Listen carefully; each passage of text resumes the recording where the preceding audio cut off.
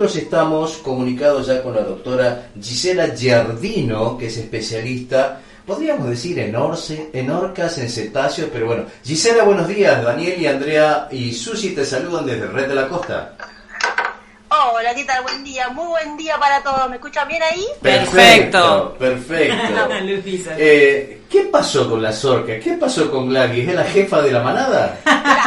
Las Gladys vengadoras. Bueno, la verdad que se armó, un poquito de teléfono descompuesto, porque en realidad empezó a pasar esto ya desde el año 2000, que un grupo de orcas, las orcas se dividen, tienen una familia muy estructurada. Ustedes recuerdan que las orcas son delfines, sí. No son ballenas. No, bien. Bueno, entonces, como muchos de los delfines, muchos de los odontocetos, tienen familias muy marcadas, donde la que manda es la abuela. Son muy patriarcales, manda la abuela, es un grupo de orcas y los machos son los que se dispersan y forman clanes, y muchas veces estos distintos clanes se alimentan de distintas maneras. Algunos se alimentan de pequeños cetáceos, otros exclusivamente de peces, otros se alimentan también, como vimos acá en Península de Valdés, que hacen ese comportamiento que pueden comerse un cachorrito de lobo marino o elefante marino. Ajá, bien. ¿Y qué empezó a pasar en Portugal? En Portugal hay un grupo muy pequeño, no son más de 50 animales de esa subpoblación, que empezó a comportarse empujando los barcos, ¿no? Más que nada atraídos por el timón. Entonces empezaron a elucubrar un montón de teorías al respecto. Los pescadores dicen, no, lo que pasó es que una vez quedó una cría de la orca enganchada con las redes de pesca, porque estas orcas interactúan con las pesquerías que tienen allá. Sí. Van y le comen de los espineles. ¿Qué son los espineles? Son unas líneas largas de anzuelos donde está colgada toda la carnada, y bueno, las orcas ven los pececitos ahí colgados y es comida fácil. Entonces no tienen buena relación con los pescadores del lugar. Entonces estos pescadores dicen que una orca chiquitita se quedó enredada en una pareja de pesca, entonces viene la familia a vengarse de los barcos. La cuestión que no está eso probado, es solo una teoría. Y lo más probable es que en realidad, como son animales que son cognitivamente muy habilidosos, esto es para no decir inteligente, porque inteligente es subjetivo, hasta incluso en los seres humanos, ¿qué es inteligencia? No, entonces vamos a hablar que son cognitivamente habilidosos, pueden haber sentidos atraídos por el timón de la embarcación. ¿Y qué pasa? La gente instintivamente, ¿qué hace? Trata de escapar, lo mueve más rápido. Y eso es un refuerzo positivo. El animal por ahí lo está interpretando como, ¡ay, quiere jugar conmigo! ¡Pum, pum! Y un animal gigante como la orca de 7, 8 metros que se te tira encima, bueno, obviamente la gente se asusta. No es un chapuzón cualquiera ese, ¿no? No, imagínate. ¿Y qué pasó con el tema Gladys? Vos sabés que yo me contacté con la investigadora de Portugal, que hizo el trabajo científico donde ella explica cómo son el tipo de interacciones que se realizan con las orcas y las embarcaciones, donde todavía no le encuentran una causa aparente, tienen muchas hipótesis, pero no tienen realmente qué es lo que está pasando. Sí. Y le digo, ¿por qué Gladys? ¿Qué pasó? Y me dice, no, lo que pasa es que acá en Portugal Gladys es el nombre vernacular, o sea que antiguamente a toda la familia de orca le decían Gladys, que significa gladiador. No es que era la orca Gladys. Y todo se empezó a hacer como un teléfono compuesto de una orca Gladys. Sí. Que en realidad, cuando uno ve el trabajo científico, a todas le llaman Gladys. Gladys 1, Gladys 2, las tienen identificadas. Y Gladys es como el nombre de la zona, como que diga orca 1, orca 2, orca 3. Gisela, así que bueno. Dolly de Rescatando a Nemo no tiene nada que ver en esto, ¿no? Doris. No tiene nada que ver. Yo también en un momento me confundía, en vez de Gladys decía Doris, pero no, ni las Doris, ni las Gladys, ni las Marta. Está acá una familia de orcas que según los pescadores se están vengando. Esta es una guerra contra los humanos, digamos. Claro, como en el capítulo de Los Simpsons. Igual te digo, en las redes sociales muchos dicen soy Team Doris, Team Gladys dicen algunos. Team Gladys. Sí, soy Team Gladys, bueno, yo también, Team Gladys. Gisela, y a futuro, ¿cómo sigue esto? Bueno, hay dos cuestiones. Por un lado, los investigadores están preocupados porque como de ese stock, por así decirlo, de orcas, que eran poquitas, si los pescadores o los navegantes empiezan a tomar represalias, querer dispararlo o hacerle daño, o sea, por favor desaconsejen, traten de navegar en otra zona, les dice traten de moverse por otro lugar.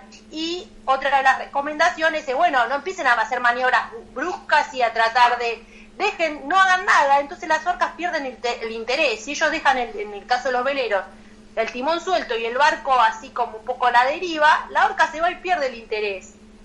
Pero si empiezan a hacer maniobras bruscas de quererse ir y empezar a mover rápido el timón, la orca lo interpreta como, quiere jugar conmigo, qué lindo, voy a jugar con ese timón. Entonces es un poco contraintuitivo de lo que uno realmente esperaría hacer. Obviamente que la gente arriba del barco se asusta, ¿no? Ve un animal que se te viene encima de ese tamaño y decís, uy, auxilio. La orca cuando mira desde abajo, ¿qué silueta ve del barco? ¿Ve algo parecido sombra a un negra, lobo? la sombra negra. ¿O a un elefante marino? ¿Por eso puede ser también que ataca o no? No creo por las dimensiones, porque los veleros son mucho más grandes que los lobos marinos y ¿cómo es que se llama? Y los elefantes marinos. Y incluso esta población se supone que no come mamíferos marinos, sino que se alimenta de peces. Otra de las hipótesis que a veces manejan los investigadores es que a un buque, cuando una orca chocó con ellos, se cayó la carga de pescado. Entonces otra de las hipótesis es que chocan los barcos esperando que les caiga pescado encima.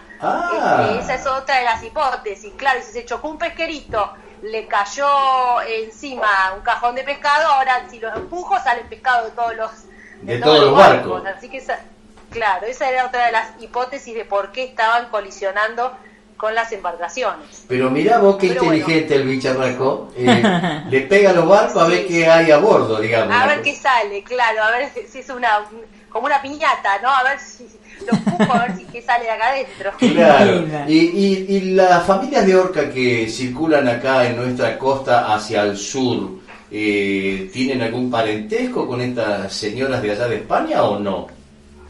No, son la misma especie, pero son genéticos totalmente distintos. Incluso nosotros estábamos pensando que la población de orcas de Península de Valdés no es la misma de provincia de Buenos Aires. La de provincia de Buenos Aires sería un stock residente que anda entre Mar del Plata, Necochea, Claromecó y a lo sumo Bahía Blanca.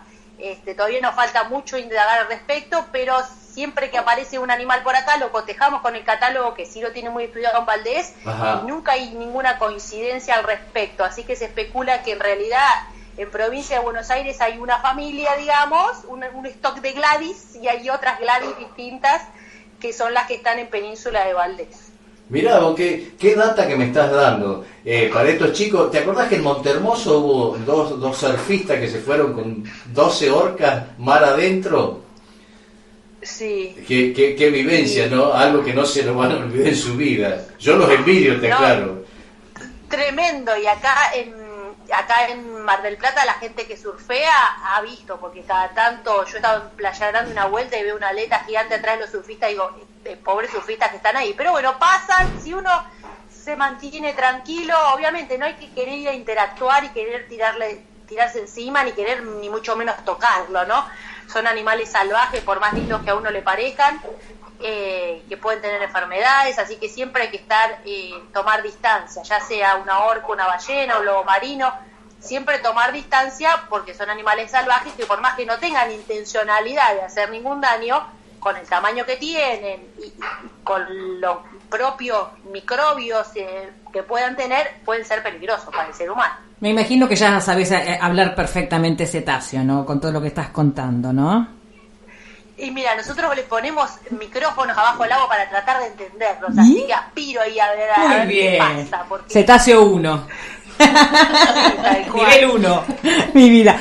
Otra de las cuestiones que te quiero hacer esta consulta es porque en últimos días se viralizaron videos de una parejita joven haciendo kayak y se les acercaron las ballenas. ¿Es conveniente esto o lo tenemos que tomar o hay que alejarse? Sí, la recomendación es, si el animal se acerca, bueno, uno puede quedarse, digamos, quieto. Siempre tratar de no hacer maniobras bruscas, ¿no? Y alejarse de a poco. Más que nada, ¿por qué? Porque imagino que si la Cámara de Plata, estos días estuvimos viendo la ballena franca austral, la del billete de 200, ¿no? Que es el monumento, el cabildo en el agua que tenemos nosotros con su máximo nivel de protección, la ballena franca austral. ¿Qué sucede? Es un animal que de movimientos lentos, pero tiene este comportamiento de saltar fuera del agua. Y ha pasado en otras partes, incluso en Patagonia, que ha saltado arriba de una embarcación, ha saltado arriba de un velero, obviamente sin querer, y eso es muy peligroso. Así que la recomendación es estar como mínimo a 200 metros del animal. Esa es la recomendación, mínimo 200 metros de distancia, y no entorpecerle el área de paso, ¿no? Tratar de, bueno, si ves que te está apuntando que viene para tu sitio, bueno, alejate para un costado y dejale su área de navegación, porque son ballenas que son tan grandes que la maniobrabilidad que tienen no es la agilidad de un delfín, claro, que puede esquivar y maniobrar más rápido. Bien. Gisela, te quería consultar, porque en un momento se hablaba de las ballenas asesinas a las orcas. Sí. ¿Esto es mito o es verdad? Bueno, en realidad es una traducción del inglés que es al revés. Eran consideradas whale killer, quiere decir asesina de ballenas, porque los balleneros antiguamente, cuando salían a cazar ballenas, sabían que si perseguían a las orcas, a un grupo específico de orcas que se alimentaba de los ballenatos chiquitos, o sea, que son los cachorros de las ballenas, sabían que si las seguían a ellas, a las orcas, se podían encontrar sus ballenas para cazar. Entonces le decían asesina de ballenas, y de ahí quedó la traducción, y por eso ahora le decimos killer whale en inglés, pero en realidad no es que son asesinas, ballenas asesinas. Claro. Primero no son ballenas, como dijimos, porque tienen dientes, sí. Las ballenas son las que tienen las barbas, pero bueno, quedó ese error de traducción y siempre se está discutiendo, no, llamen las orcas, no son killer whale, pero viene de eso, de una traducción del inglés, de cuando los balleneros seguían a estas orcas para poder cazar las ballenas, porque los llevaban a las ballenas. Gisela, ¿qué sonidos son los que afectan el oído o la escucha, los sonidos subacuos, ¿no? Me refiero a estos animalitos. ¿Qué sonidos los afectan? Sí.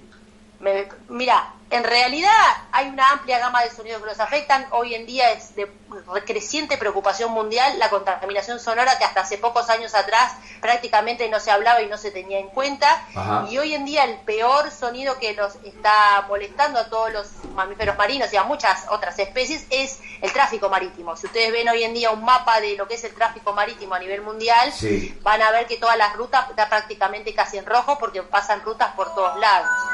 ¿Y qué pasa? Cuando dos ballenas, por ejemplo, no en el caso de las orcas, pero sí en el caso de las ballenas, que viajan grandes distancias entre los lugares de alimentación y los lugares de reproducción, y que dependen del sonido para encontrarse, porque las ballenas producen sonidos de baja frecuencia, que este sonido viaja mucho más distante. Entonces, por ahí hay una ballena que está acá en Mar del Plata, se está queriendo comunicar y con una de Valdés diciéndole ya llego, ya llego.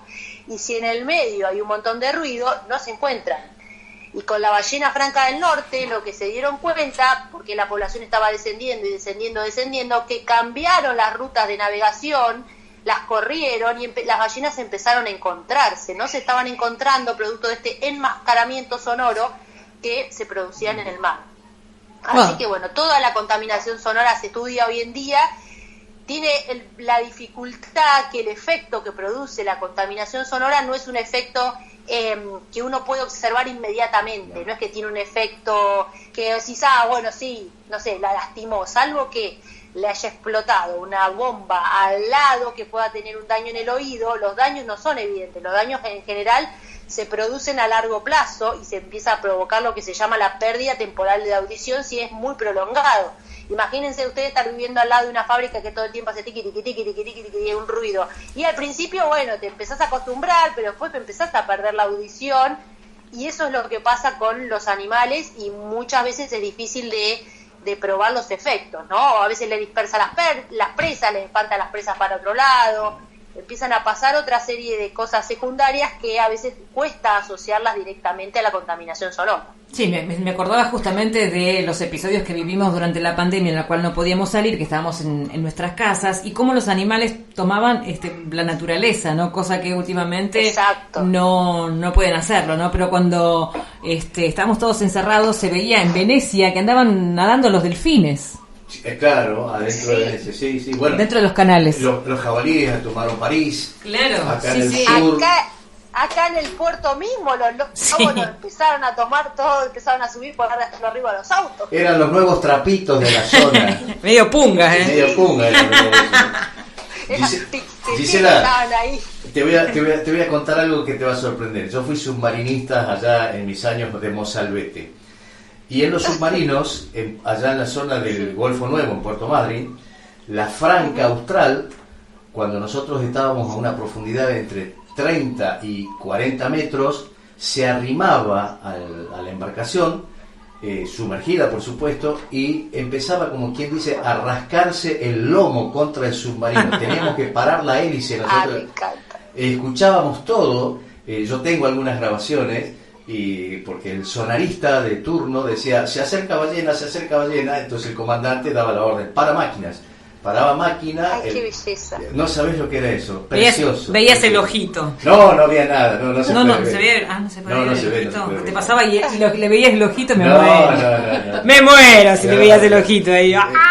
Pero eso es algo que yo lo viví adentro del submarino Salta, que ahora está acá en Mar del Plata, y en todos los submarinos en realidad, en la zona de Puerto Madryn, siempre ocurría ese encuentro con estas hermosas piezas que nos identifican ahora, ¿no?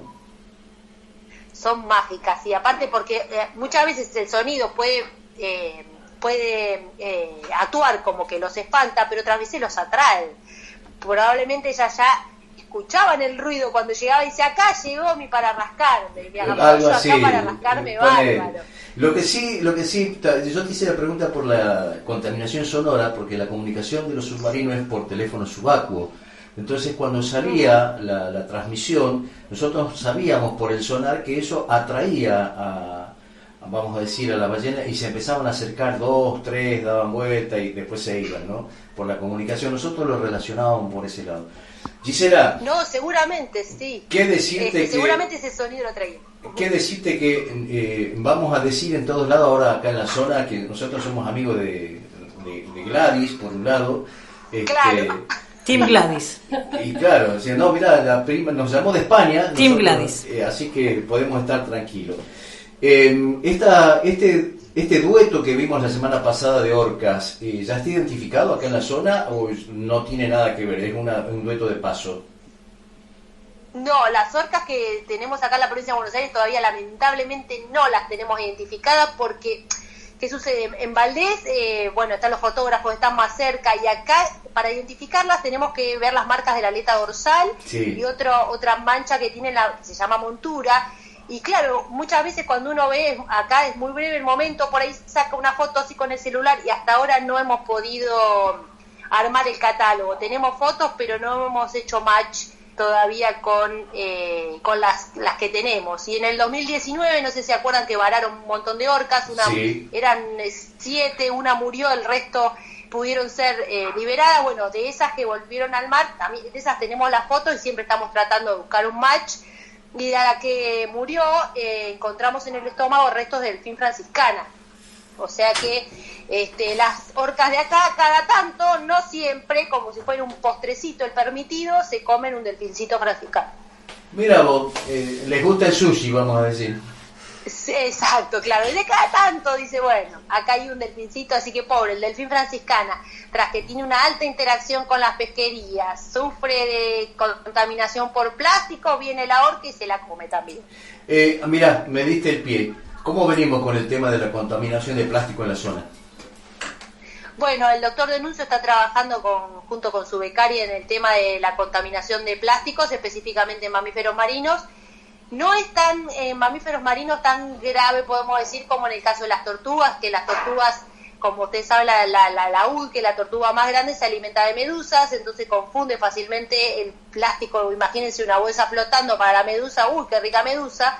Y el problema mayor lo sufren realmente las tortugas, donde las 7 especies de tortugas que existen en el mundo, las 7 están en riesgo de extinción, están las 7 en estado muy vulnerable, y una de las principales causas es que se alimentan de una enorme cantidad de plástico incidentalmente. En el caso de los mamíferos marinos, en la franciscana se ha encontrado restos de plástico, principalmente, ¿sabes cuál? ¿Viste ese hilo, ese coso rojito que va en los envoltorios para abrir galletitas o para abrir los paquetes de cigarrillo, esa tirita? Sí. Ese fue el ítem principal que se encontró en el estómago, pero no ha sido causal de muerte, como sí ocurre muchas veces en las tortugas. En los mamíferos marinos hasta ahora ha aparecido, pero no es que le provocó que mueren por ingesta de plástico hasta el momento. Pero sí la tasa de incidencia de plástico empieza a ser elevada en todos los organismos marinos por la elevada contaminación de plásticos, ¿no?, que hay en el mar. A tenerlo en cuenta y a tomar los recaudos. Doctora Gisela Giardino, en nombre, por supuesto, de Red 91.5, en nombre de los tres acá, de Andrea, de Susi y quien te habla, Daniel, gracias por este tiempo que nos brindaste, gracias por habernos dado toda esta data sobre, ¿cómo le decimos? Orca, ballena, cetáceo, ¿cómo le decimos? Orca, por favor, no me le digan ballena porque digo, no les enseñé nada toda la mañana. Te agradecemos muchísimo de habernos dado esta clase de orcas. Gracias para el ser humano que nos está escuchando. Muchas gracias, y lo que necesiten estamos a disposición. Por favor. Te mando un abrazo grande y buen fin. A ti, lo mismo, un buen fin de semana. Vamos a hablar con Eduardo De Luca. Eduardo De Luca es un especialista en el tema, así que lo vamos a tener al aire. Eduardo, ¿estás por ahí? Sí, acá estoy. Buenos días, te saludan Andrea Leguizamón y Susi Fulco acá en Red de la Costa. Bueno, saludos, muchas gracias. Eduardo, contanos cómo es esto de los pumas en la provincia de Buenos Aires, los pumas en Argentina o el león americano. ¿Cuál es la definición? ¿Cuántos minutos tiene que ver? Tenemos 5 minutos. 5 minutos. Bueno, mira, el puma en la provincia de Buenos Aires, prácticamente toda la provincia, a finales del siglo XIX, principio del siglo XX, fue prácticamente exterminado por el avance de la civilización, el ganado, el conflicto con los productores.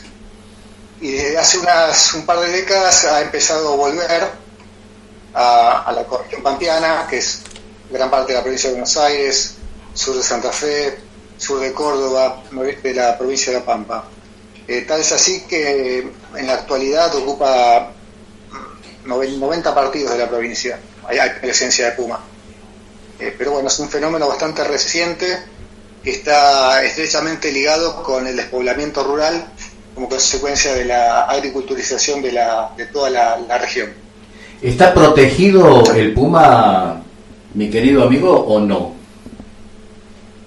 El puma está protegido en determinadas provincias, como por ejemplo la provincia de Buenos Aires, la provincia de Santa Fe, de Córdoba, pero lamentablemente se paga recompensas por puma muerto en las provincias patagónicas, Río Negro, Chubut, Santa Cruz. Es muy perseguido y bueno, como te mencionaba, se estimula desde el gobierno la matanza indiscriminada de pumas. ¿Por qué? Es un gravísimo error. ¿Por qué es perseguido y encima ofrecen recompensas? Sobre todo en un momento crítico del país, ¿no? Con el tema de la economía, ¿no? ¿Por qué ocurre esto? ¿Es una plaga? Bueno, por el conflicto existente con los productores, ¿no? Tampoco hay que negar que el puma ocasiona daños a la ganadería. Entonces, bueno, por ese motivo existe este conflicto muy intenso. Es el capitalismo. Y los productores lo más fácil que encuentran es matarlo, en vez de buscar o tratar de buscar medidas o intervenciones no letales de mitigación de conflicto, ¿no? Como es el uso de animales protectores, como los perros, de la raza marema, pirineos, el uso de burros, que se usa bastante en otras regiones del país.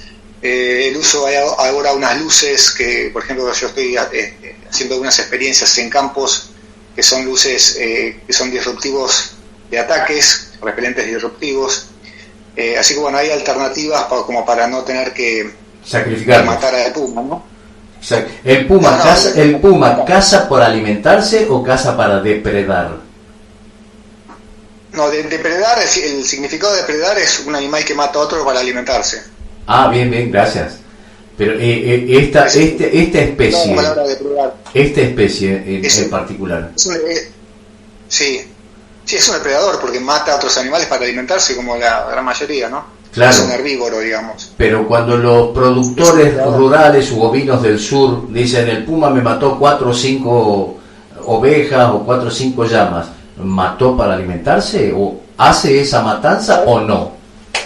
No, eso es un fenómeno que se da en muchos predadores que se llama matanza surplus killing, le dicen en inglés, o sea, matar más animales de los que consume. Ajá. Lo que pasa es que son situaciones anómalas que se dan, porque por ejemplo si entra un corral de ovinos, el ovino no es una presa natural del puma, no tiene un mecanismo de defensa como otros animales silvestres. Sí. Entonces para el puma es muy como una situación de muchos estímulos, entonces suele matar más de lo que come, ¿no? Sí. A veces los productores me han dicho, yo he encuestado aproximadamente 250 productores que han sufrido ataques de pumas en la ecorregión, es el trabajo que vengo haciendo desde hace un tiempo. Ajá. Y en algunos casos la matanza es mucho más elevada, ¿no? Este tipo de matanzas. Sí. Tanto de ovejas como también, el caso de terneros no, porque bueno, el ternero no es tan fácil de eliminar como un ovino, pero el caso de ternero también, a veces mata 2, 3 terneros en una sola oportunidad. Eduardo, ¿vos tenés marcados los pumas a los cuales has llegado? ¿Tenés un mapeo de la población de estos animalitos? En tu caso en particular. No, es imposible hacer un mapeo de la cantidad de animales, me decís, poblacional. No, de algunos que hayas podido llegar y podés tener un circuito de lo que hacen. No, el circuito no, para eso hay que ponerles collares con seguimiento satelital, es bastante costoso, complicado. Ajá. Y para mí no, los resultados tardan mucho tiempo, y en el caso de la ecorregión pampeana, que el puma está colonizando, hay que tomar medidas de mitigación de conflicto rápido y no se puede estar a la espera de resultados que van a venir en no sé cuántos años. Ajá. Y que solo son aplicables para determinado punto local, para determinada superficie, ¿no? Claro. Yo lo que estoy haciendo es recorriendo toda la ecorregión, ya he recorrido más de 40 departamentos y partidos de estas provincias, y lo que estoy haciendo, que ya hice es un mapa de conflicto, en los lugares donde el conflicto es más severo. Sí. En esos lugares me concentro, en contacto con los productores para llevarles algún tipo de solución, como el tema de las luces o algún tipo de consejo. Sí. Que los consejos los doy en base a la información que he obtenido de ellos, ¿no? De los productores que han aplicado medidas que les han servido, y eso, bueno, con eso me he nutrido, y con eso se los asesoro a otros productores que no están haciendo las cosas tan bien por desconocimiento, ¿no? Claro. Bueno, ¿y cuáles son tus recomendaciones, por ejemplo, para esta zona que estamos, Santa Clara, Vidal, Costa de un lado, y tuvimos algunos avistamientos de pumas? No, para el tema de avistamientos nada, los avistamientos cada año son más frecuentes, porque ya te digo, el despoblamiento rural debido a la agricultura es tan grande que se ha perdido, bueno, la figura del puestero, la gente ya no vive en los campos, entonces eso hace que muchos animales, aparte de la agricultura, provee también, en el caso del maíz de segunda, provee más cobertura de los suelos para que los animales se refugien, provee también más alimento. Es así que especies presa del puma, como por ejemplo el carpincho, ciervos exóticos como por ejemplo el ciervo axis, los peludos, bueno, una serie de animales, jabalí, han avanzado bastante también, y el puma sigue un poco a esos animales porque son sus presas, ¿no? Claro. Especialmente el carpincho, que es una de las presas predilectas del puma. Mira. Así que la recomendación es, bueno, empezar a acostumbrarse a que esta situación va a seguir ocurriendo, empezar a tener tolerancia por el animal, porque generalmente se genera mucha alarma cuando se ve algún puma. Ajá. Pero bueno, no hay ataques de puma, la verdad es esa, o sea, toda la historia argentina, toda la historia de lo que sería la Argentina, desde la colonización, en 500 años solo tenemos registros de 2 ataques fatales de puma. Ah, mira. Y por otro lado, es digamos nada, ¿no? Comparado, por ejemplo, con ataques de otros animales, por ejemplo, el caso del ofidismo, de la yarará, por ejemplo. Uh-huh. Por año tenemos 900 casos de yarará, de picadura por víboras, ¿no? Jodidas las bichas. Siempre. Bueno, comparado, imagínate, 900 por año comparado con nada. Exacto. Entonces la gente se alarma mucho, y por otro lado no. En el caso, por ejemplo, de escorpiones, hay más de 15.000 casos por año de picaduras, de abejas ni hablar, o sea, así que hay que ponerlo en contexto, ¿no? Eduardo, cuando algún habitante común o algún turista por ahí va circulando y de repente visualiza un cachorro de puma, ¿cuál es tu recomendación? nada, que no haga nada, que lo deje, que siga su camino. La madre está seguramente cerca, a menos que la hayan matado, ¿no? No, porque no hay matado, pero si no, la recomendación, por lo menos la que yo doy, es que se los deje a los cachorros, ¿no? Ajá, bien. Porque si uno agarra un cachorro, por ejemplo, que es lo que mucha gente hace, sí, y lo lleva a su casa, el animal enseguida se impronta con la gente, o sea, se acostumbra a la gente, sí, y después cuando se hace más grande, ya se les complica tenerlo como mascota, digamos. Exacto. Y lo que quieren hacer es sacárselo encima. Y muchas veces lo largan al campo, pero este es un animal que está improntado con la gente, o sea que no puede vivir en la naturaleza ya más. O sea, claro. como que ya no, aparte es un animal que no aprendió a cazar, no estuvo con la madre, los pumas están con la madre entre 1 año y medio y 2 años hasta que pueden independizarse. Sí. Así que es un animal que ya está lamentablemente perdido si uno lo toma, ¿no? Claro. Entonces hay que dejarlo, que la madre lo va a encontrar. Exacto. En el caso que esté perdido, ¿no? Porque en el caso. Cruzando la ruta, siguiendo claro. En el caso. Eduardo De Luca, este tiempo que nos brindaste a Red de la Costa realmente ha sido enriquecernos en conocimiento y valoramos tu trabajo que has hecho en la zona y que seguís siendo consultado. Nosotros, Andrea Leguizamón, Susi Fulco y quien te habla, Daniel, estamos a tu disposición en lo que tú quieras largar al aire o publicar.